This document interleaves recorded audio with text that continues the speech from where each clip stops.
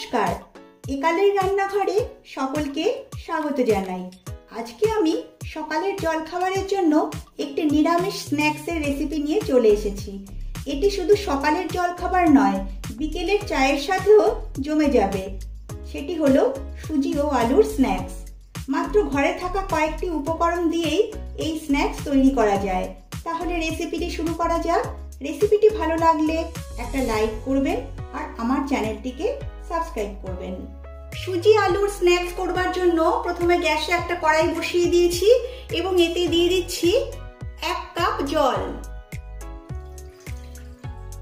দিচ্ছি হাফ চামচ লবণ আর দিচ্ছি 1 চামচের মতো সাদা তেল। এবার একটু নেড়ে চেড়ে নিচ্ছি। এখন এই জল ফুটে ওঠার জন্য অপেক্ষা করব। দেখুন জলটা ফুটে উঠেছে। এবারে দিচ্ছি যে কাপ মেপে আমি জল দিয়েছি সেই কাপেরই 1 কাপ সুজি। 1 কাপ জলে 1 কাপ সুজি অ্যাড করেছি।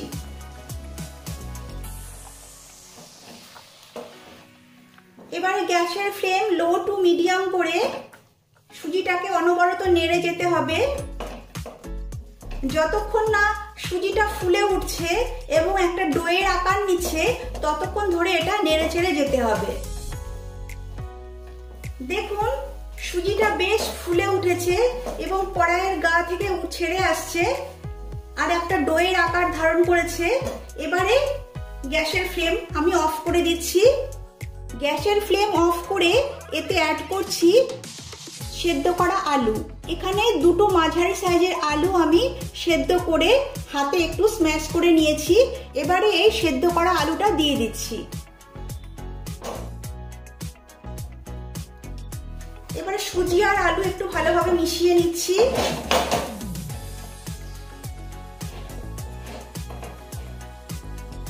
সুজি আলু ভালোভাবে মিশিয়ে নিয়েছি। এবারে এতে দিচ্ছি হাফ চামচ চাট মশলা, দিচ্ছি 1/4 চামচ গোলমরিচ গুঁড়ো, দিচ্ছি 1 চামচ চিলি ফ্লেক্স, 1 চামচ সাদা তিল। আপনাদের হাতের কাছে যদি সাদা তিল না থাকে তাহলে এটা স্কিপ করতে পারেন।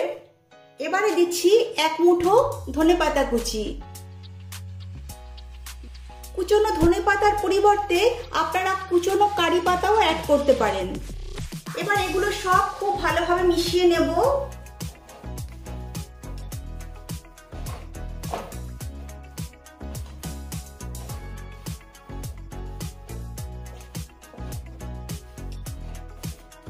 দেখুন সবকিছু খুব ভালোভাবে মিশিয়ে নিয়েছি। এবারে এই মিশ্রণটা একটা বড় থালায় নিয়ে নিচ্ছি।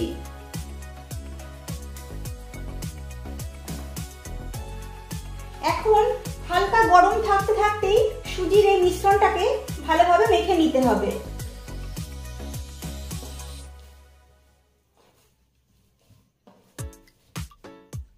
সুজির এই মিশ্রণটা ঠান্ডা হয়ে গেলে কিন্তু ভালোভাবে মাখা যাবে না, তাই হালকা গরম অবস্থাতেই মেখে নিতে হবে।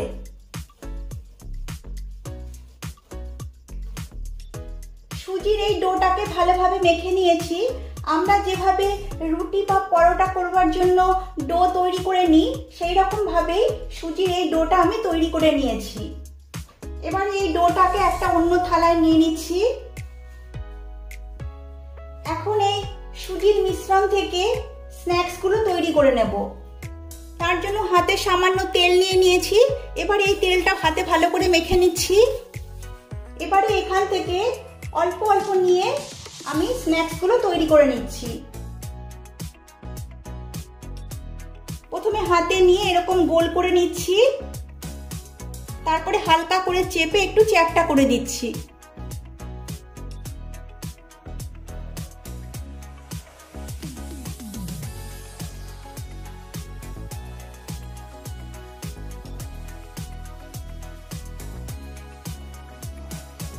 আপনারা এই স্ন্যাক্সগুলো গোল গোল করে না করে লম্বাটে শেপও দিয়ে নিতে পারেন।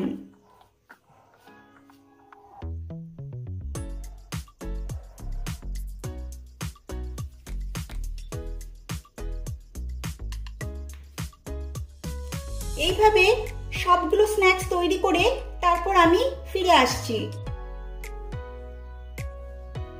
সবগুলো স্ন্যাক্স তৈরি করে নিয়েছি, এবারে যাচ্ছি নেক্সট স্টেপে। এদিকে আগে থেকেই গ্যাসে তেল গরম হতে বসিয়ে দিয়েছি, তেলটা ভালোভাবে গরম হয়ে গেছে। এখন এই স্ন্যাক্সগুলো ভেজে নেব।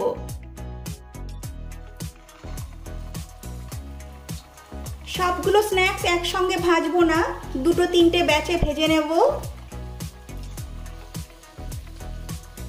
এবারে গ্যাসের ফ্লেম মিডিয়াম করে এই স্ন্যাক্সগুলো ভেজে নেব। স্ন্যাক্সগুলো তেলে দেওয়ার পরে সঙ্গে সঙ্গে উল্টাতে যাবেন না, একটু অপেক্ষা করে তারপরে উল্টাবেন, নইলে এগুলো ভেঙে যেতে পারে। এবারে এগুলো উল্টে দিচ্ছি।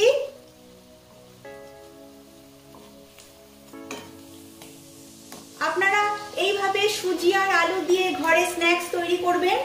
যারা সুজি খেতে পছন্দ করেন না তারাও অনায়াসে এগুলো খেয়ে নেবে। এগুলো খেতে এতটাই টেস্টি হয়। দু পিঠই উল্টে পাল্টে লাল লাল করে ভেজে নেব।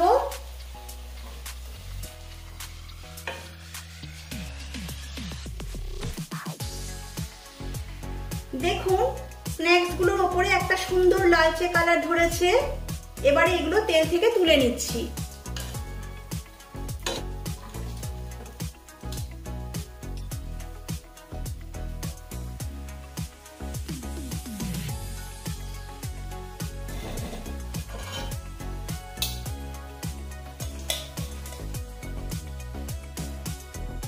এইভাবে বাকি স্ন্যাক্সগুলো ভেজে নিচ্ছি, তারপর আমি আবার আপনাদের কাছে ফিরে আসছি। তৈরি হয়ে গেছে সুজি ও আলুর স্ন্যাক্স। এই রেসিপিটি আপনারা ঘরে একবার ট্রাই করুন, আশা করি সকলেরই ভালো লাগবে। ভালো লাগলে লাইক, শেয়ার ও কমেন্ট করবেন আর আমার চ্যানেলটিকে সাবস্ক্রাইব করবেন। নমস্কার।